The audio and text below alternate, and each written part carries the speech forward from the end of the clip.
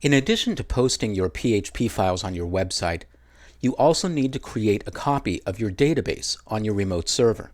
The particular installation of MySQL will depend on how you're using your server on the remote site. In many cases, your database is created for you by your internet service provider or by your website manager.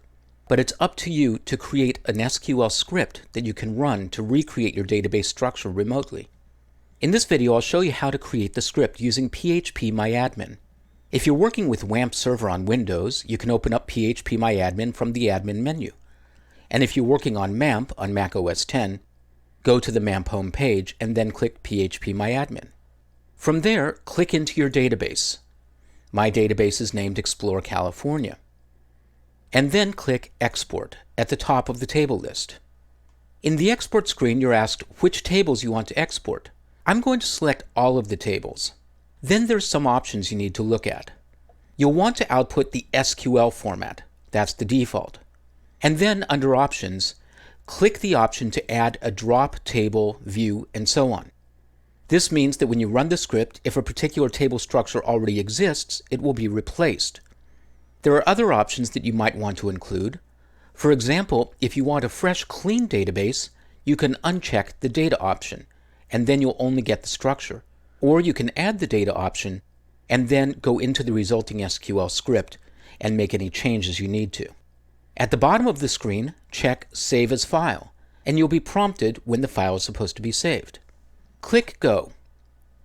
Now, depending on which browser you're working in, you'll either see this dialog, or you'll see that the file is automatically saved.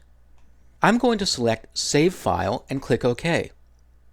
In Firefox, the file is automatically created in your Downloads folder.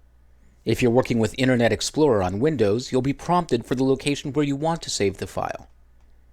Working in Firefox, I'll right-click on the file reference and choose Open Containing Folder. And then from there, I'll right-click and open the file. I'm using TextPad, but you can use whatever text editor you want.